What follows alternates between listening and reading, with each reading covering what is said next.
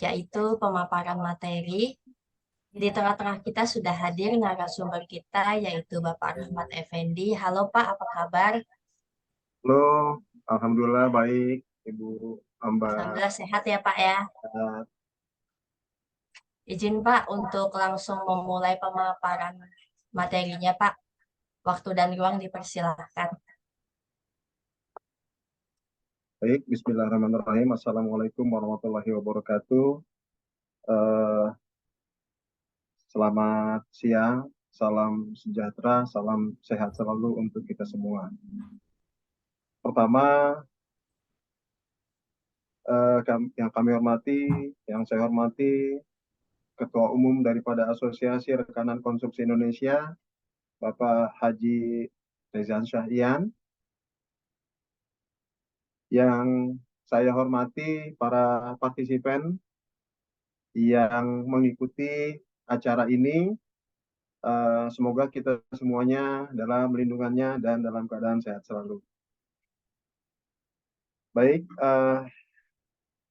terima kasih kepada moderator yang telah memberikan waktunya kepada saya untuk pemaparan terkait dengan bangunan gedung hijau yang tadi seperti disampaikan oleh Bapak Ketum. Memang bangunan gedung hijau ini menjadi concern daripada pemerintah, yang mana dampak daripada kita abai terhadap bangunan gedung hijau ini kita telah rasakan sama-sama. Belakangan, hari-hari ke belakang, saya juga dapat flu berat akibat daripada cuaca yang tidak begitu bagus. Lalu kemudian ada juga informasi terkait dengan polusi udara yang memang ranking kedua di dunia di Jakarta dan seterusnya dan seterusnya. Dan mungkin ini ada kaitannya dengan pembahasan kita pada pagi hari ini. Maka pemerintah sebenarnya sudah mencanangkan bangunan gedung hijau sejak tahun 2015 dan diperkuat oleh keputusan Presiden pada tahun 2021. Baik, kita mulai untuk pembahasannya. Izin untuk moderator untuk menampilkan materinya.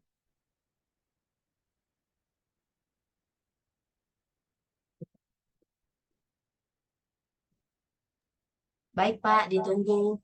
Ya.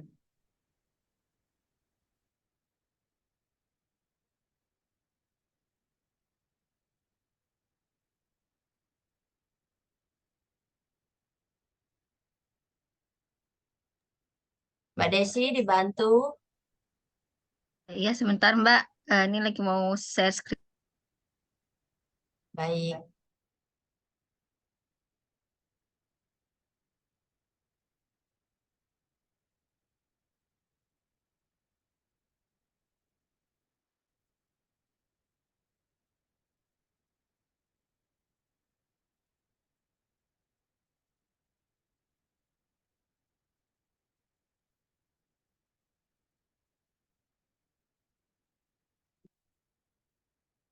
Baik, terima kasih Mbak Desi atas tampilan materinya. Sebelum saya melanjutkan pada lembar berikutnya, perlu saya sampaikan bahwa saya adalah pemegang sertifikat PNSP, ahli bangunan gedung, dan ahli media bangunan gedung hijau. Baik, bangunan gedung hijau Jakarta tanggal 6 September 2023. Narasumber saya sendiri, Rahmat Effendi.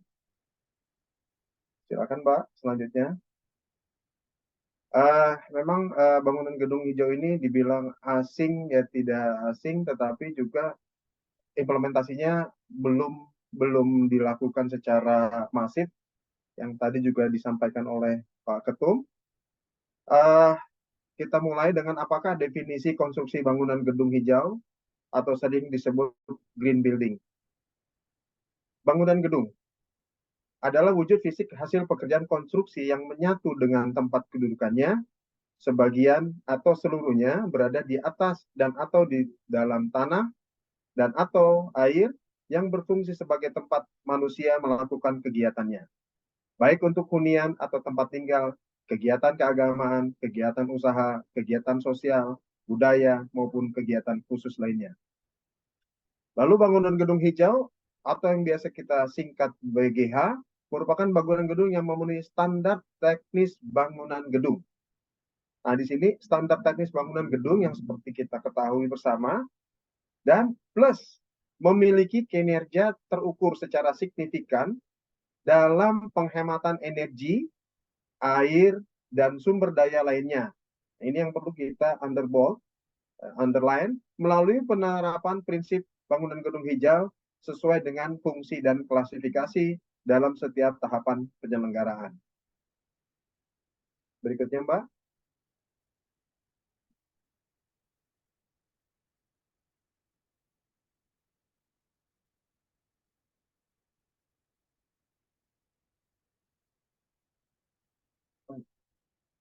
Ketentuan penyelenggaraan bangunan gedung hijau. Pengenaan standar teknis BGH dibagi berdasarkan kategori wajib atau mandatory, atau disarankan, recommended, dan sukarela, voluntary.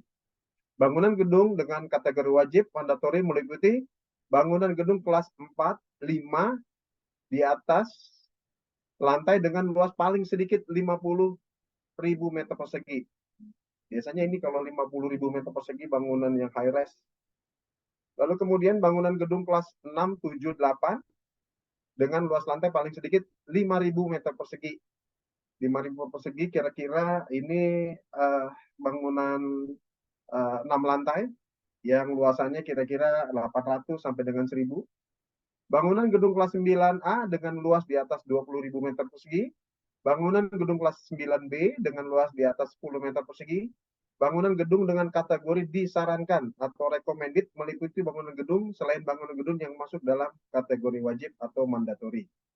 Bangunan gedung yang ditetapkan oleh Bupati atau Wali Kota atau Gubernur DKI Jakarta berdasarkan urgensi dan kondisi serta penerapan kebijakan penghematan energi, air, dan sumber daya lainnya di daerah masing-masing. Berikutnya, Mbak.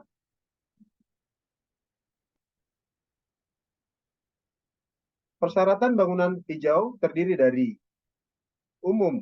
Setiap bangunan gedung hijau harus memenuhi persyaratan administratif. Ini persyaratan administratif biasanya juga link and match kepada kearifan lokal di daerahnya masing-masing dan persoalannya masing-masing. Dan persyaratan teknis sesuai dengan fungsi dan klasifikasi bangunan gedung. BGH harus memenuhi persyaratan tata bangunan dan keandalan bangunan gedung. Bangunan gedung hijau juga harus memenuhi persyaratan bangunan gedung hijau. Selanjutnya, Pak. Persyaratan BGH terdiri atas persyaratan pada setiap tahap penyelenggaraan bangunan, yaitu persyaratan tahap pemrograman, persyaratan tahap perencanaan teknis, persyaratan tahap pelaksanaan konstruksi, persyaratan tahap pemanfaatan, dan persyaratan tahap pembongkaran.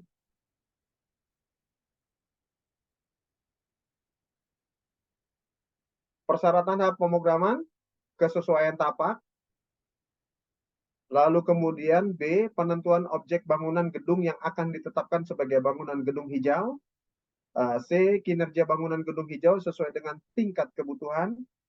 D, metode penyelenggaraan bangunan gedung hijau dan kelayakan bangunan gedung hijau. Lalu kemudian persyaratan tahap perencanaan teknis, pengelolaan tapak, efisiensi penggunaan energi, efisiensi penggunaan air, kualitas udara dalam ruangan, penggunaan material ramah lingkungan, pengelolaan sampah, dan pengelolaan air limbah. Sanitasi biasa. Lalu kemudian persyaratan tahap pelaksanaan konstruksi, proses konstruksi hijau, praktek perilaku hijau, dan rantai pasok hijau. Persyaratan tahap pemanfaatan, organisasi dan tata kelola pemanfaatan bangunan gedung hijau, standar operasional dan prosedur pelaksanaan pemanfaatan, dan penyusunan panduan penggunaan bangunan gedung hijau untuk penghuni atau pengguna. Ayun na, lapahit. Persyaratan tahap pembongkaran bangunan gedung hijau dilakukan melalui pendekatan dekonstruksi. Artinya melalui pembongkaran yang dilakukan secara terukur dan dilakukan secara benar.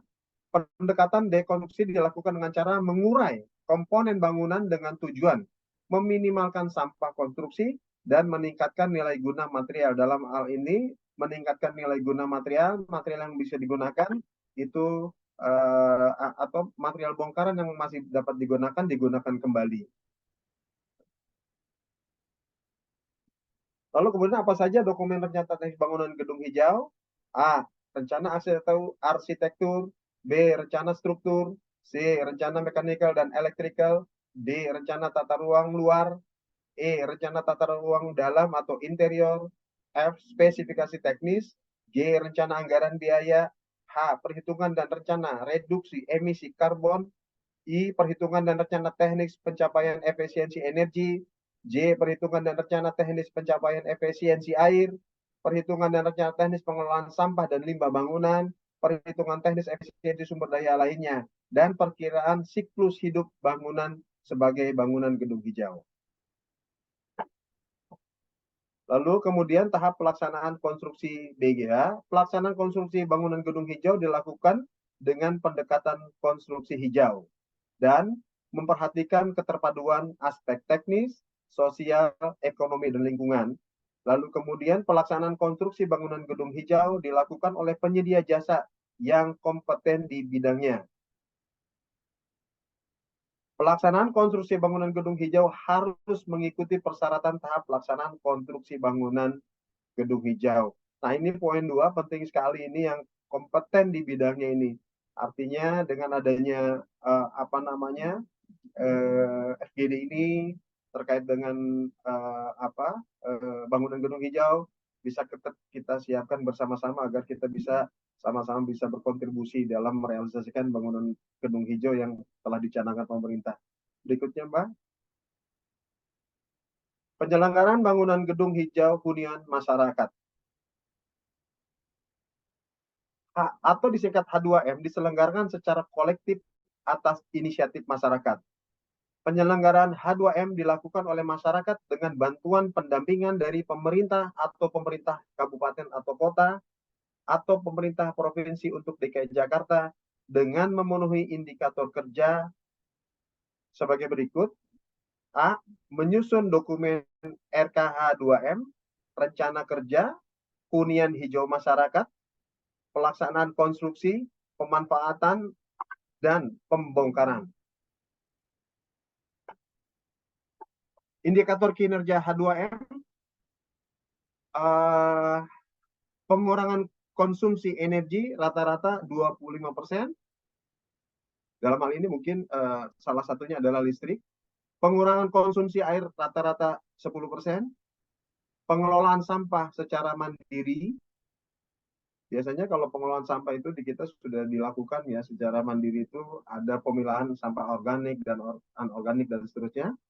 Lalu kemudian penggunaan material bangunan lokal dan ramah lingkungan, serta pengoptimalan fungsi ruang terbuka hijau pekarangan.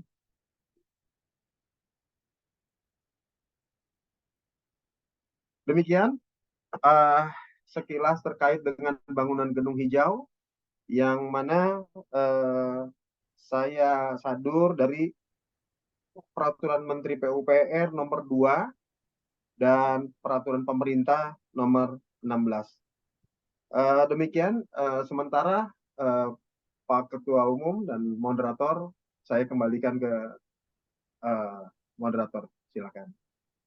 Ya baik, terima kasih Pak Rahmat Effendi ST. Izin Pak Rahmat, kita memulai sesi tanya jawab ya Pak. Iya.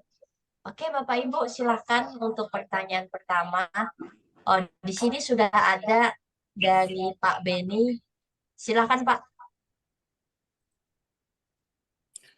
Selamat siang. Saya dari Pak Beni dari DPD Arkindo NTT. Selamat siang, Pak Beni. Selamat siang, Pak. Materinya oleh Pak Rahmat ini sangat luar biasa, kami senang sekali. Namun pemaparannya agak sedikit cepat, sehingga kami tidak bisa banyak tangkapnya. Iya, iya. Sehingga materi ini sebaiknya dikirim dalam PDF untuk kami bisa perbanyak, Pak. Baik, baik, Pak. Namun demikian ada beberapa hal yang ingin saya tanyakan. Ya. Yang pertama tentang kata hijau. Apakah pengertian kata hijau di bangunan gedung hunian hijau ini terkait dengan lokasinya pada kawasan penghijau, atau mungkin ada klasifikasi bangunannya sehingga dikatakan bangun hijau? Apa pada standar konstruksinya, atau luasannya, atau di daerah kawasannya? Mungkin ini minta mohon penjelasan, Pak. Yang berikut terkait dengan ya mungkin standar luasan ini, apakah standar dipakai standar pemerintah ini, mungkin ada regulasinya supaya kami dibekali dengan materi itu sehingga memudahkan kami untuk bisa membuka apa di aturan regulasi itu supaya memudahkan kami bisa belajar tentang ini. Ya, secara pribadi saya juga baru dengar ini kata rencana bangunan hijau nih. Yang saya tahu, yang saya dengar itu bangunan yang ada pada kawasan daerah kawasan hijau, penghijauan atau jalur hijau. Itu yang saya tahu. Namun karena ada kata ini, mungkin ada perlu penjelasan lebih lanjut. Sekira untuk Pak Rahmat mungkin untuk sementara, Pak, dan terima kasih, selamat siang. Ya, Yang Pak. Boleh Pak Rahmat langsung dijawab, Pak. baik.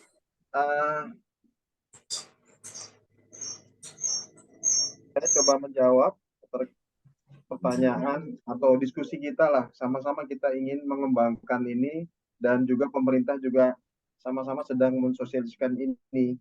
Karena memang belakangan juga ya peristiwa-peristiwa hari-hari ini juga kita kasat mata seperti polusi, lalu kemudian efek daripada apa namanya iklim yang tidak menentu gitu kan. Dan ya biasanya kalau dulu sebelum banyak polusi atau efek emisi daripada gas dan lain sebagainya itu kita udah bulan Ber ini udah hujan ini. Sekarang mungkin karena kita juga berkontribusi sehingga cuaca juga menjadi tidak menentu. Baik, nama bangunan gedung hijau ini memang kami setahu saya ini kan memang dicanangkan oleh pemerintah akibat daripada namanya efek rumah kaca, dalam artian penyerapan sinar matahari yang memang tidak proporsional, dalam arti kadang panas sekali, kadang dingin, dan sehingga menimbulkan iklim yang kurang begitu ini. Namun demikian latar belakangnya bangunan gedung hijau bukan bangunannya hijau atau banyak pepohonan di sana, Pak Beni. Jadi kalau kita lihat definisinya adalah bangunan yang memenuhi persyaratan atau standar teknik bangunan gedung yang seperti biasa kita lakukan, plus memiliki kinerja terukur secara signifikan dalam penghematan energi. Ini concernnya Pak, penghematan energi, air, dan sumber daya lainnya melalui penerapan prinsip bangunan gedung hijau sesuai dengan fungsi dan klasifikasi dalam setiap tahapan penyelenggaraan. Nah, terkait nama itu memang pemerintah yang memberikan nama itu, Pak.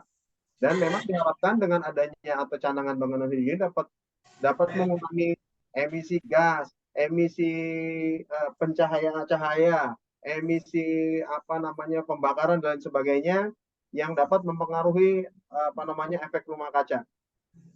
Itu yang memang yang sekarang digencar dilaksanakan, yang sebenarnya sudah dibuatkan aturan ini tahun 2015. Kemudian terkait standar luasan, ini informasi daripada PUPR ketika kita menerapkan, biasanya kalau kita bicara luasan bangunan gedung itu di samping tata ruangnya itu ada juga apa namanya insentif dari pemerintah ketika kita menerapkan bangunan gedung hijau, tentu dengan kualifikasi dan klasifikasi yang tadi disampaikan, yaitu hemat energi, hemat air dan seterusnya. Itu kalau yang standar itu kan koefisien dasar bangunan itu 60-40 Pak Beni.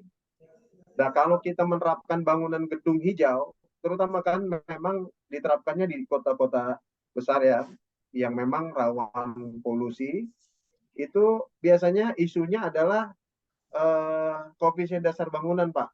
Kalau di isu di kota-kota hijau, kota-kota besar. Nah, ini ada insentif dari pemerintah ketika kita membangun dengan konsep bangunan gedung hijau, itu KDB daripada bangunan itu bisa diperbesar, Pak. Artinya kalau kita pekarangan 40%, semula ya kita bisa 20%, karena memang itu secara ini secara coupling, Pak. Tapi kalau secara menyeluruh, katakan developer biasanya KDB-nya 60-40, 60 coupling efektif, 40 coupling sarana prasarana, ruang terbuka hijau dan lain sebagainya. Itu menjadi ada insentif dari pemerintah di melalui kebijakan daerah juga, itu bisa jadi 70-30, Pak. Dalam arti kita dalam aspek komersilnya kita dapat, tapi dalam aspek ramah lingkungannya juga kita dapat. Itu Pak Beni.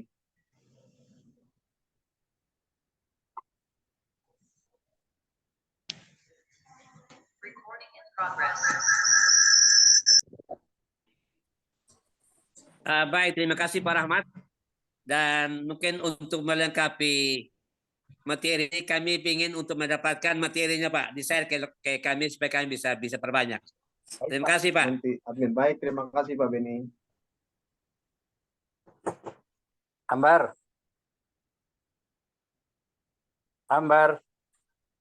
Ya, untuk sementara saya ambil alih karena ada sangat teknis. Gambarnya lagi ada urusan. Mungkin kita lanjutkan untuk pertanyaan selanjutnya. Silakan Bapak Ibu yang bertanya. Saya sendiri, Adri Yuda. Selamat sore, Silakan ya Pak Pak Rahmat. Adri Yuda, silakan. Oke, selamat sore Pak Rahmat Effendi. Saya tadi menyimak bangunan hijau ya. Tadi ada KDB juga yang biasa 40-60. Kalau di puncak tuh 60-nya itu ada penghijauan sekarang, jadi 40 efektif. Tadi ada pembicaraan 30-70. Tapi kalau melihat dari sistem yang itu tadi, berarti bangunan hijau itu akan lebih mahal ya, karena tanah efektifnya itu ya semakin kecil. Banyak lahan-lahan yang sifatnya umum ya, pasung segala macam jadikan lebih luas ya. Ya. Itu dampaknya ke sana kayaknya itu. Jadi ya, apakah efektif secara finansial atau memang difokuskan penghijauan secara lingkungannya aja nih, Pak Effendi? Mohon ininya. Ya, mungkin langsung bisa dijawab oleh Pak narasumber. Baik, terima kasih Pak Ardi.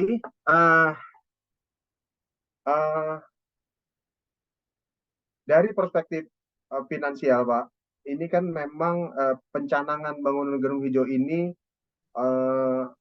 akibat daripada perubahan iklim secara global, Pak.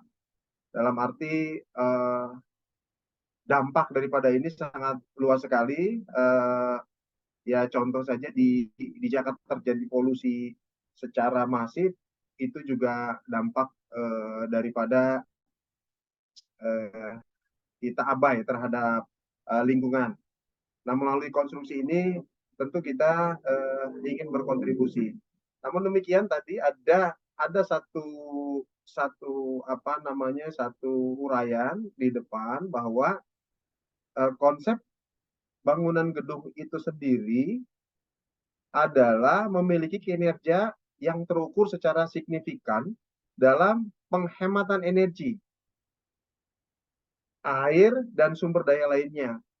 Kalau kita, tadi kan persyaratannya adalah energi 25%, air 10%. Itu kan semuanya dikonsumsi oleh kita, Pak. artinya user atau yang menggunakan bangunan gedung tersebut. Jika kita desain dengan bangunan gedung hijau, apabila kita melihat atau perspektif daripada finansialnya, hemat kami itu menjadi lebih murah dan ramah lingkungan. Karena memang asesmen dari pemerintah juga ketika kita mengadakan bangunan atau mengajukan bangunan gedung hijau, itu mesti ada penghematan. Ya katakan begini, kalau kita bisa menghemat gas saja, itu sudah menjadi hemat secara ekonomi. Lalu kemudian air kita hemat juga secara ekonomi bisa kita hemat. Artinya kalau kita dari awal sudah mendesain secara terukur dan signifikan dalam penghematan dilakukan dengan tadi diuraikan di perencanaannya juga sudah masuk gitu Pak. Nah itu jika kita lihat dari perspektif finansial, saya kira bangunan gedung ini memang perlu kita kita terapkan, kita aplikasikan dan kita galakan Pak, sesuai dengan juga anjuran pemerintah. Apalagi hari-hari ini kita diributkan dengan iklim yang tidak menentu, lalu kemudian polusi yang sedemikian masif gitu Pak Ardi. Nah, terkait dengan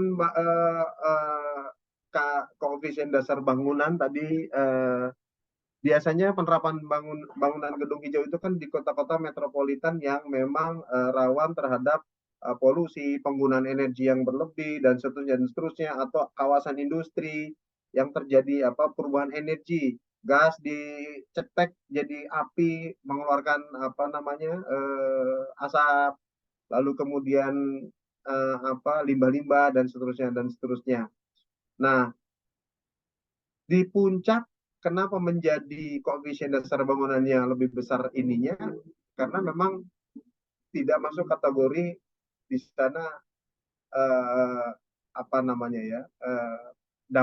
terkena dampak daripada itu tadi Pak, emisi gas, emisi pembakaran dan seterusnya Pak. Gitu Pak Ardi. Iya, Pak Adri, itu mungkin penjelasan dari Pak Effendi narasumber kita. Oke, makasih Pak Rahmat, Effendi. Terima kasih Pak Ardi. Iya, terima kasih. Mungkin ada peserta selanjutnya yang bertanya.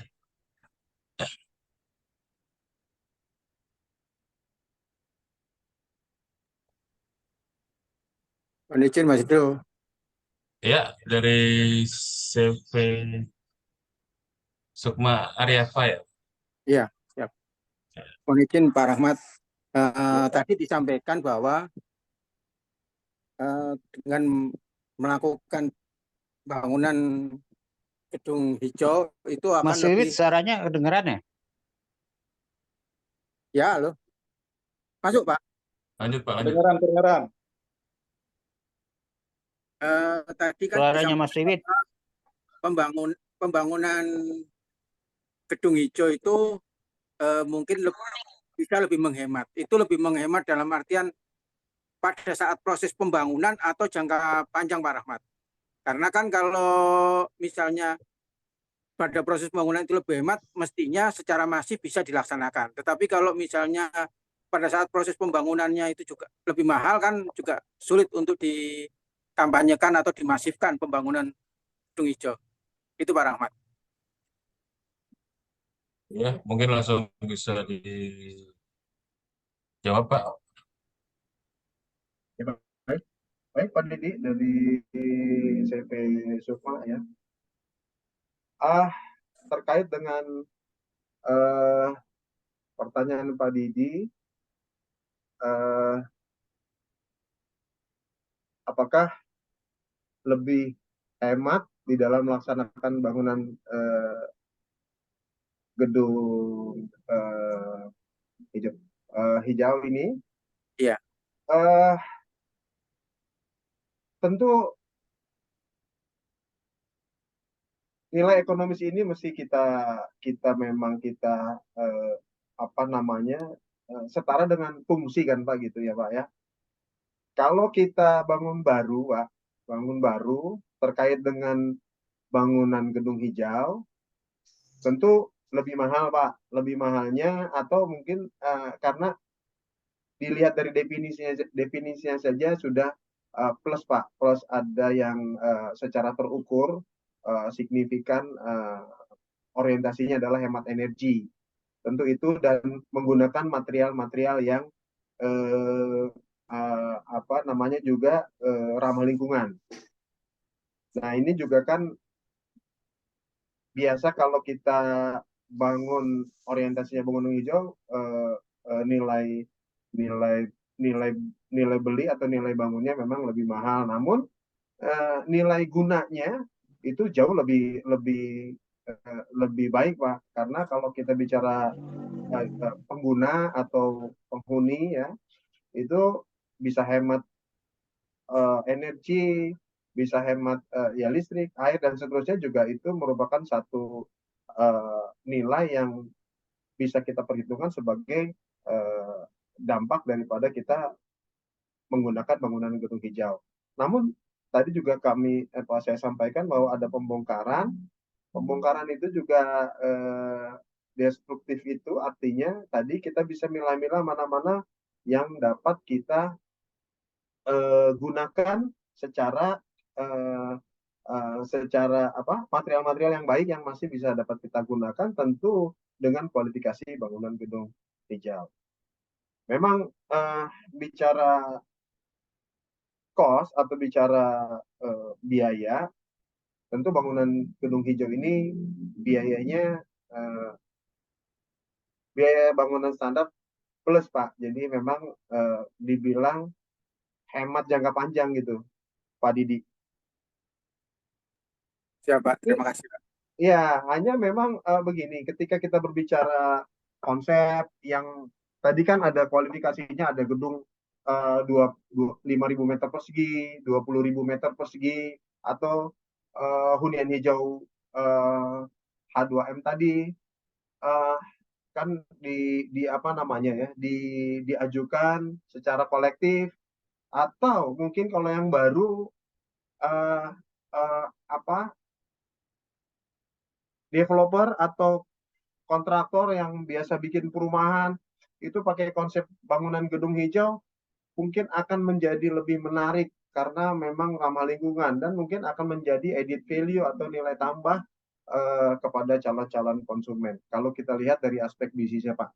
Gitu Pak Ardi. Terima kasih Pak. Mungkin diusulkan disubsidi Pak. Itu bisa juga Pak. Bisa apabila apa namanya usernya user yang ya katakan rumah sederhana sehat kan itu dulu ada juga Pak ya program subsidi rumah subsidi itu. Kalau dulu setahu saya itu mendapatkan bantuan dari PUPR itu infrastruktur Pak, katakan jalan, saluran sehingga mengurangi harga jual. Itu yang untuk khusus rumah-rumah subsidi. Namun kalau rumah-rumah mewah kemungkinan besar sih tidak apa namanya ya, belum difasilitasi atau rumah mewah. Nah, memang tadi juga disampaikan bahwa harus kita terintegrasi dengan pemerintah. Baik pemerintah kota dan kabupaten maupun pemerintah apa namanya provinsi, Pak. Jadi sebenarnya ini juga satu peluang juga buat kita. Di satu sisi kita membantu program pemerintah dalam hal memerangi emisi gas karbon, emisi kebisingan dan seterusnya. Lalu kita juga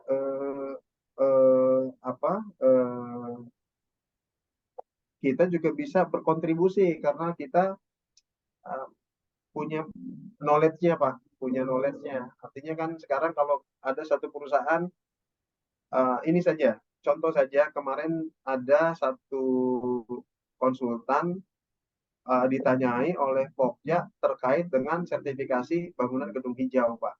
Artinya sekarang sudah mulai diaplikasikan Pak di pemerintah daerah gitu Pak.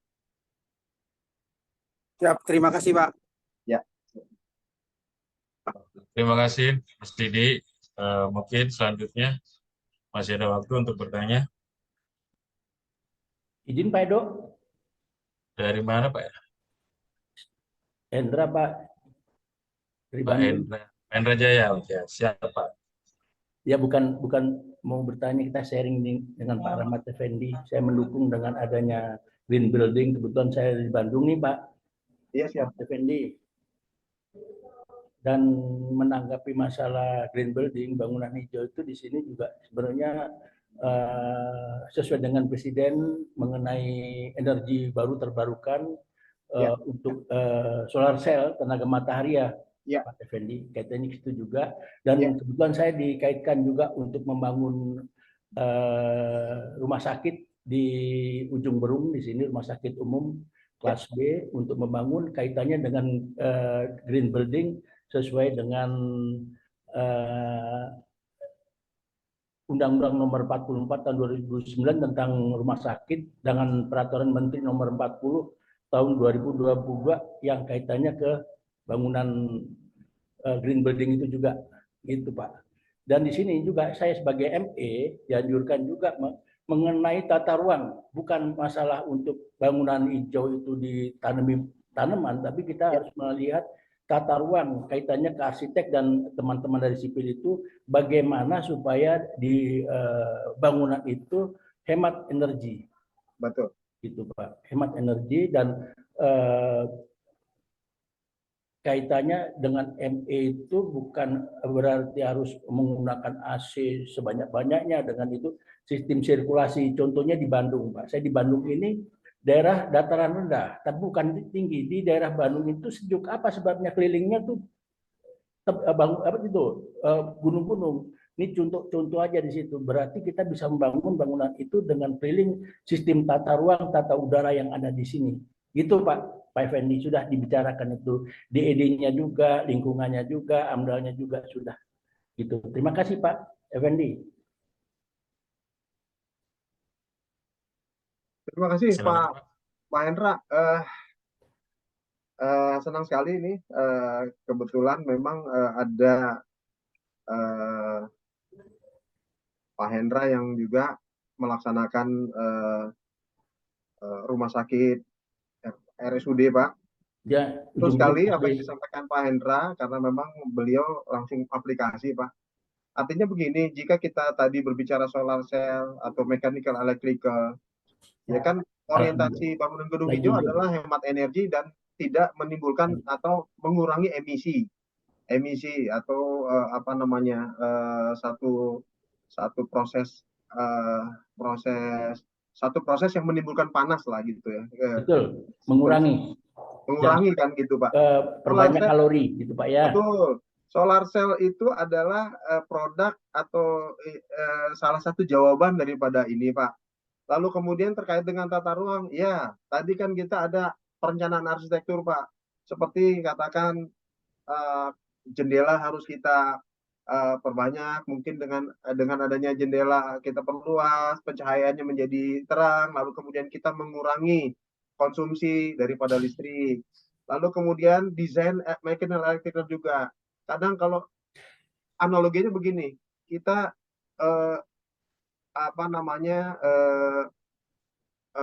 sambungan air di keran pakai selang Pak, semakin jauh air itu semakin kecil Pak.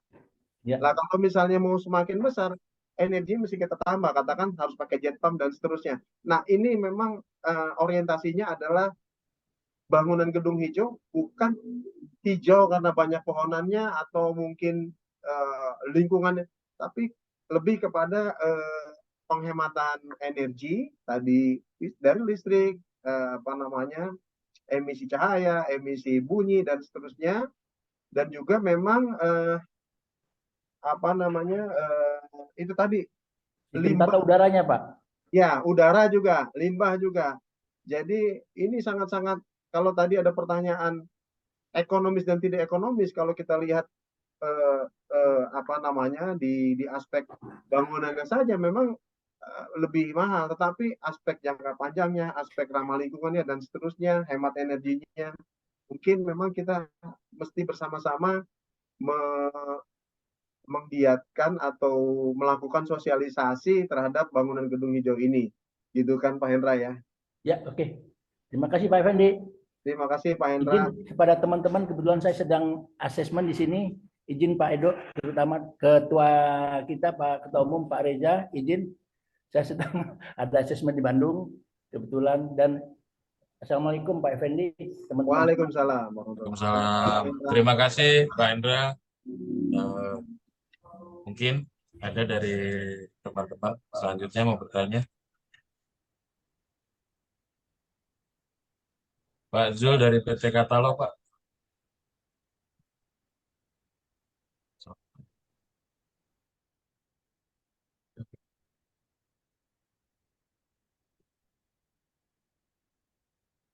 Jika sudah tidak ada yang bertanya, mungkin acara saya akhiri.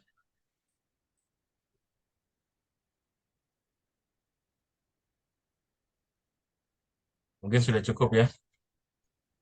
Sudah tidak ada yang bertanya lagi. Izin Pak, saya tutup. Saya ucapkan terima kasih kepada Bapak narasumber kita, Pak Rahmat Effendi, yang telah hadir dan memberikan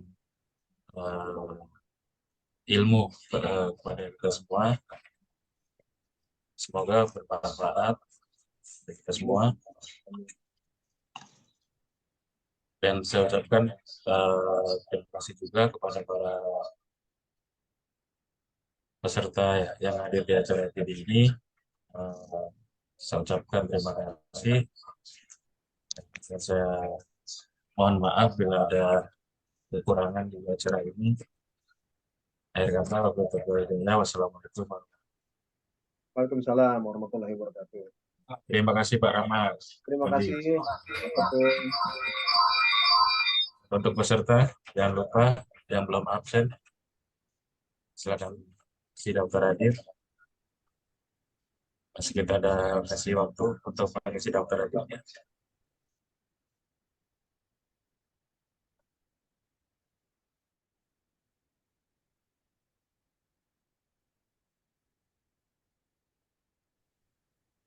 Bagi peserta yang sudah mengisi daftar absen, boleh meninggalkan ruang Zoom. Ya, mohon izin Pak Ketum, Pak Moderator. Iya Pak, siap. Terima kasih Pak.